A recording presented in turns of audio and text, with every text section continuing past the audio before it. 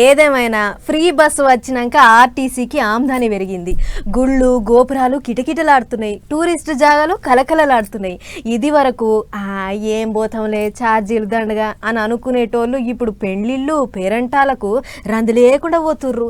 మొత్తానికి ఫ్రీ బస్సుతోని తెలంగాణ అక్కశెల్లలకు మస్తు లాభాలే దక్కినాయి అన్నట్టు ఇప్పటిదాకా ఎంతమంది ఆడోళ్ళు ఫ్రీ బస్సులు ఎక్కి తిరిగిర్రో ఎరికేనా చూడురు మీరే.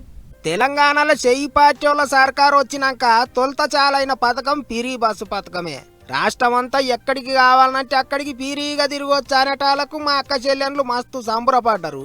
అక్కడక్కడ బస్సులు ఖరాబ్ అవుతున్నాయి, లోలులు అవుతున్నాయి అని గడబిడ అయినా సరే ఎక్కువలో ఎక్కువ చాలా మందికి పీరీ బస్సు బాగానే అక్కడికి వచ్చింది.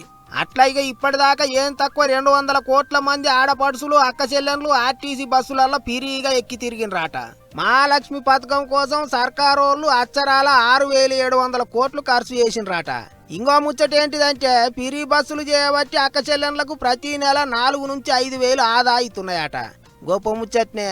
ఇక 200 కోట్ల మంది ఆడోళ్లు ఫ్రీగా బస్సులు ఎక్కి తిరిగినరని, ఫ్రీ బస్సు పథకం అందరికి మంచిగా పనికొచ్చిందని సర్కారు వాళ్ళు బుధవారం నాడు ఆర్టీసీ డిపోలల్లా బస్టాండ్లల్లా సంబరాలు చేయనికే తయారయ్యిండ్రు.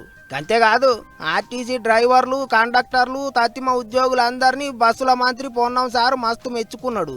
బుధవారం నాడు బస్టాండ్లలో మీటింగులు పెట్టి చెయ్యి పార్టీ లీడర్లంతా మాట్లాడతారట. బస్సులు ఎక్కి తిరిగేటోళ్లతో మాట్లాడిస్తారట. సన్మానాలు కూడా చేస్తారట.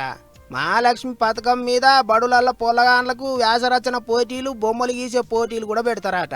గిట్లనే మొన్న కర్ణాటక రాష్ట్రంలో కూడా 200 కోట్ల మంది ఆడోళ్లు ఫ్రీ బస్సులు ఎక్కి తిరిగిండ్రని అక్కడి చెయ్యి పార్టీ సర్కారు వాళ్ళు సంబురాలు చేసిండ్రు.